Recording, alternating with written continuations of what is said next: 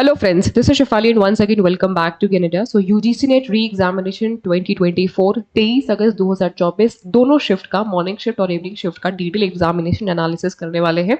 किन किन टॉपिक से सबसे ज़्यादा क्वेश्चंस आए और कैसा रहा पेपर, लेवल कैसा रहा, फटाफट से इसके बारे में डिस्कशन करेंगे और समझेंगे। आगे बढ़ते हैं। सबसे पहले समझते हैं कि एग्जामिनेशन का जो लेवल था ओवरऑल ईजी टू मॉडरेट रहा।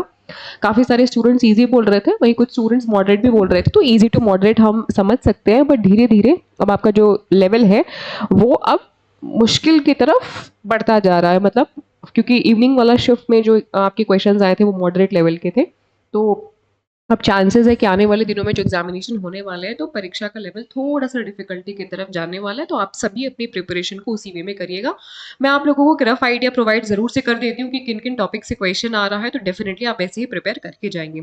आज के इस सेशन में मैं आप लोगों को कम से कम 80 से 85 टॉपिक्स शेयर कर दूंगी जो कि सुबह और इवनिंग शिफ्ट में दोनों आए थे। क्योंकि पेपर 1 में आपके 50 क्वेश्चन आते हैं, तो सुबह वाले शिफ्ट में 50 क्वेश्चन और इवनिंग वाले शिफ्ट में 50 क्वेश्चन, टोटल 100 क्वेश्चन आपके बनते हैं। तो 80 से 85 क्वेश्चन आपको कहाँ कहाँ से आ रहे हैं ये पूरा आइडिया आपको इस छोटे से वीडियो को देखने के बाद लग जाएगा। तो वीडियो को कृपया लास्ट तक जरूर से देखिएगा। तो 5 क्वेश्चन आपका डायरेक्टली रीडिंग कॉम्प्रिहेंशन से आया था, आसान था, डुएबल था। डेटा इंटरप्रिटेशन जो क्वेश्चन आया था वो रेशियो बेस्ड था, मेल और फीमेल का रेशियो बेस्ड क्वेश्चन था, थोड़ा सा कैलकुलेटिव था।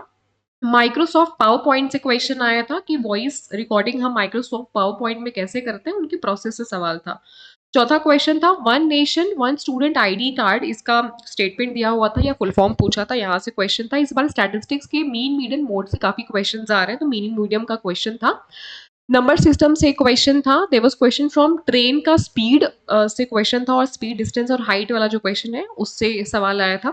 एंशियंट यूनिवर्सिटी का ईयर और डेट वाइज कब स्टैब्लिशमेंट हुआ था, इससे सवाल पूछा था। सिलॉजिज्म से क्वेश्चन आया था, प्रीमाइज दिया था, कंक्लूजन दिया था और आपको आंसर फाइंड आउट करना था कि कौन सा कंक्लूजन ठीक है। आईपी एड्रेस से क्वेश्चन था, IPv4 और IPv6 क्या होता है, और इनसे जुड़ा हुआ एक सवाल था। उसके बाद एक क्वेश्चन था आपका एसपी और सीपी, सेलिंग प्राइस और कॉस्ट प्राइस की परसेंट, जो आपका प्रॉफिट परसेंट है या प्रॉफिट लॉस है, वो उससे जुड़ा हुआ एक आपका इंक्रीजिंग और डिक्रीजिंग ऑर्डर में यहाँ से सवाल था।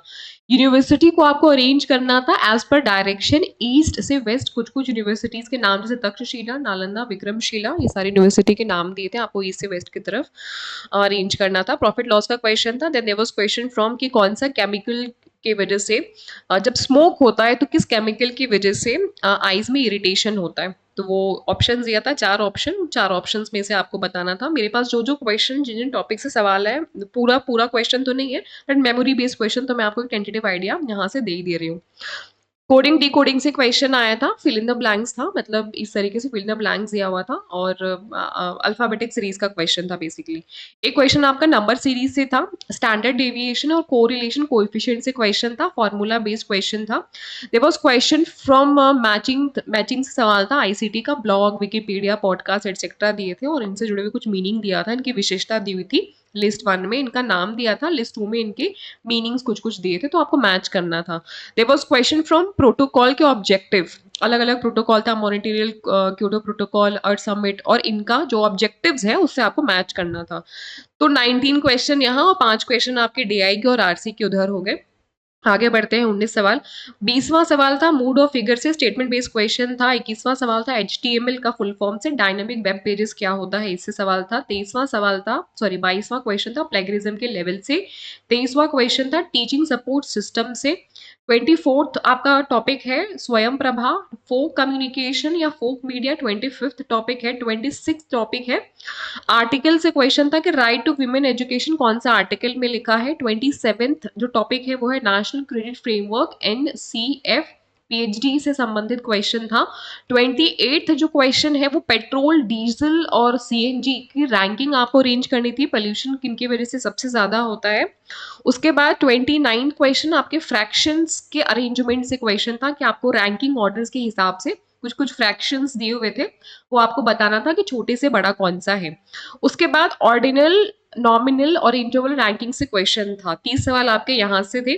31वां जो क्वेश्चन है आपके एजुकेशन के एक्ट से था, ये आपका हायर एजुकेशन में डिफरेंट डिफरेंट जो एक्ट्स है तो उनके उनके स्टैब्लिशमेंट ईयर से सवाल था। 30 32nd जो आपका क्वेश्चन था वो मास कम्युनिकेशन के फैक्टर से था। एक क्वेश्चन था कि 40 लोग हैं जिसमें से 25 लोग पाइथन लैंग्वेज जानते हैं और 20 लोग जावा लैंग्वेज जानते हैं, 7 कोई भी नहीं जानता है, कोई भी लैंग्वेज नहीं जानता, ना पाइथन ना जावा। तो इसमें से कितने ऐसे लोग हैं जो दोनों जानते हैं? तो बेसिकली मेमोरी बेस्ड और आपके इंटेलेक्चुअल बेस्ड क्वेश्चन था। 33rd क्वेश्चन ये हो गया। हाइपोथेसिस के एरर से जुड़ा हुआ क्वेश्चन था, टाइप 1 टाइप 2 एरर। बेसिकली आपके यही दो एरर होते हैं, अल्फा बीटा एरर के नाम से आप जानते हैं। 35 क्वेश्चन था लर्निंग की स्टाइल से। 36 क्वेश्चन था इंटरनेशनल ट्रीटी से। 37 क्वेश्चन है आपका फर्स्ट यूनिवर्सिटी 1960 में कौन सी स्टैब्लिश हुई थी। 38 क्वेश्चन है पीसीबी से, पोल्यूशन कंट्रोल बोर्ड से क्वेश्चन था।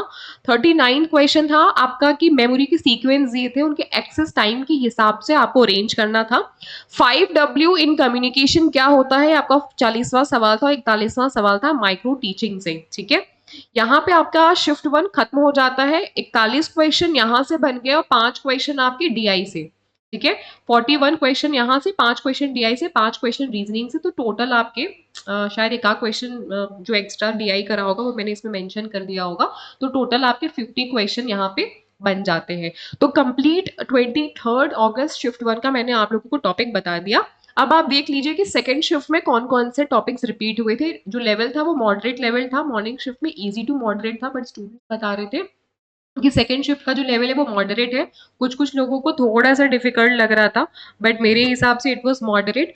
बट आने वाले टाइम में it will be like moderate to difficult या डिफिकल्ट भी देखने को मिल सकता है। क्वेश्चंस क्या क्या आए थे सेकंड शिफ्ट में, आपको आइडेंटिफाई करना था। ज्यादातर ऐसे क्वेश्चन है जहां पे आपको रॉन्ग ऑप्शन को ज्यादा आइडेंटिफाई करना था। मतलब जैसे ABCD करके ऑप्शन दिया है और आपको बताना है कि इन पांचों में से कौन सा स्टेटमेंट जो है वो रॉन्ग है किसी पर्टिकुलर स्टेटमेंट के बारे में या किसी पर्टिकुलर टॉपिक के बारे में। इन पांचों में से कौन सा रॉन्ग ऑप्शन है या रॉन्ग स्टेटमेंट आपको फाइंड आउट करना था। राइट नहीं, रॉन्ग स्टेटमेंट फाइंड आउट करना था।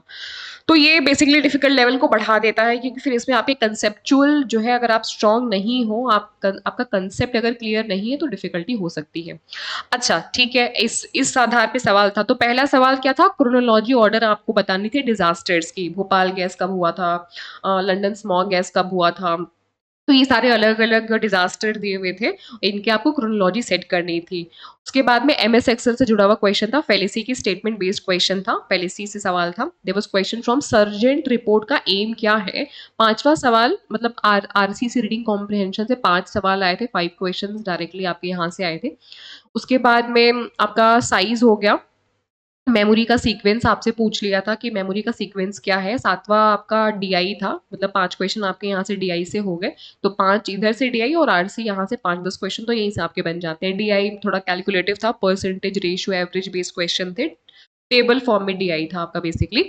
आठवां जो सवाल था, standard deviation of coefficient arrangement आपको करना था। व्याप्ति क्या होती है, इंडियन लॉजिक से सवाल था। 9वां टॉपिक ये हो गया। 10वां हो गया कि लिसनिंग के इंपॉर्टेंट फैक्टर कौन कौन से होते हैं। कोडिंग डिकोडिंग से क्वेश्चन था। एक सवाल था कि FM रेडियो टीवी और इंटरनेट इनसे मैचिंग का क्वेश्चन था बेसिकली। मतलब मेमोरी बेस्ड क्वेश्चन था, इंटेलेक्चुअल बेस्ड क्वेश्चन था, आपको इंटरप्रीट करना था। तो 12 आपके टॉपिक्स यहाँ पे हो गए। 12 क्या 10 टॉपिक, क्योंकि 10 टॉपिक के बाद आपका DI 5 हो गया और आपका 5 उधर हो गया आपका रीडिंग कॉम्प्रिहेंशन। तो टोटल आपके 20 टॉपिक्स यहाँ पे हो जाते हैं। उसके बाद मतलब 20 सवाल। उसके बाद 21वां हो गया आपका इंटरपर्सनल कम्युनिकेशन क्या होता है। 22वां क्वेश्चन है साइबर क्राइम। 23वां क्वेश्चन NCF को वापस से टच किया था, नेशनल करिकुलम फ्रेमवर्क। फिर 24वां था आपका डिजिटल इनिशिएटिव। APAAR का फुल फॉर्म पूछा था। शोध गंगा, शोध गंगोत्री, शोध सिंधु से मैचिंग के क्वेश्चन थे 26। 5 C's ऑफ कम्युनिकेशन क्या है, यहाँ से सवाल था। लर्निंग मेथड कौन कौन से होते हैं, यहाँ से क्वेश्चन था। ई यंत्र क्या होता है, आर्टिफिशियल इंटेलिजेंस के ऊपर में क्वेश्चन था। 30 टॉपिक आपके यहाँ हो गए। 31वां क्लाउड स्टोरेज के ऊपर में था। काई स्क्वायर टेस्टिंग क्या होता है, फ्रीक्वेंसी डिस्ट्रीब्यूशन क्या है, प्लेगरिज्म क्या होता है, वाटर का हार्डनेस लेवल क्या है, पीएच लेवल बेसिकली ये क्वेश्चन था। इन्वायरमेंट के कौन कौन से एक्ट है उनकी सीरीज से क्वेश्चन था।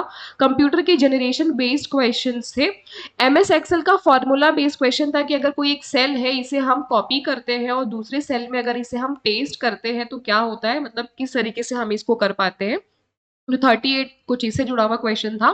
39 क्वेश्चन था आपका नॉमिनल ऑर्डिनल इंटरवल रेशियो से।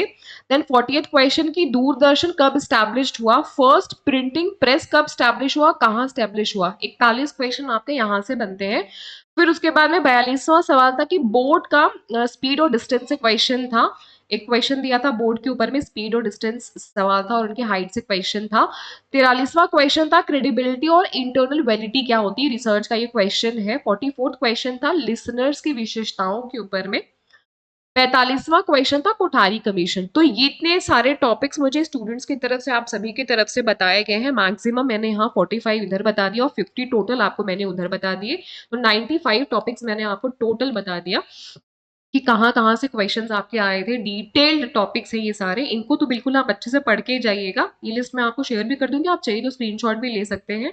तो अब देखो धीरे-धीरे जो लेवल है वो आपका मॉडरेट टू डिफ़िकल्ट ही जाएगा। बाकी हमारी जो दिसंबर की प्रिपरेशन है वो हमने स्टार्ट कर दी है, बहुत ही अफोर्डेबल प्राइसेज़ में, बहुत ही क्वालिटी क्लासेस। तो अगर आप में से कोई भी इंटरेस्टेड है हमारे बैचेस में, हमारे सेशंस में, हमारी क्लासेस में, जहाँ पे आपको डेली लाइव क्लासेस मिलेंगे, रिकॉर्डेड कंटेंट मिलेंगे, प्रीवियस ईयर क्वेश्चन पेपर्स मिलेंगे, टेस्ट सीरीज मिलेगी, उसके बाद में लाइव डिस्कशन सेशंस होंगे, पीडीएफ नोट्स होगा बाइलिंगुअल लैंग्वेजेस में। तो बहुत सारे बेनिफिट्स आपको मिलने वाले हैं क्वालिटी कंटेंट के साथ में। आपसे रिक्वेस्ट है कि लेने से पहले आप लोग ज़रूर से डेमो क्लास देखिएगा। तो अगर आप इंटरेस्टेड हैं तो पेपर और पेपर टू कॉमर्स में आप देख सकते हैं। लाइक शेयर कर दीजिएगा, सब्सक्राइब कर लीजिएगा अगर आप for the first time visit कर रहे हैं। और फर्दर जो भी आप लोगों के क्वेश्चंस आप लोगों के माइंड में है, अगर मुझसे कुछ मिस हुआ है तो कमेंट सेक्शन में आप ज़रूर से मुझे मेंशन कर सकते हैं। अगर आप चाहते हैं कि किसी टॉपिक पे स्पेसिफिकली जिसमें आपको डिफिकल्टी हो रही है उस पर मैं अलग से आप लोगों के लिए एक्सप्लेनेशन वीडियो बनाऊँ तो वो भी आप मुझे मैंशन कर सकते हैं, जिस भी टॉपिक्स में आप लोगों को डिफिकल्टी हो रही है। फिलहाल इस टाइम सबसे ज़्यादा इंपॉर्टेंट है कि जो आपने पढ़ा है उसे आप बाकायदा अच्छे से रिवाइज करते हुए चलिए, और जो टॉपिक्स रिपीट हो रहे हैं उन्हें तो अच्छे से पढ़ ही लीजिए आप। तो guys this is all for today. Next आप लोगों का जो एग्जामिनेशन है 30 तक के एडमिट कार्ड आ चुके हैं, 30 अगस्त तक के डाउनलोड कर लीजिएगा अगर आपने नहीं डाउनलोड किया है। तो नेक्स्ट एग्जामिनेशन आपका 27 को होगा आफ्टर जन्माष्टमी, उसका भी एनालिसिस वीडियो आप सभी को मिल जाएगा। Wish you all the very best guys, thank you.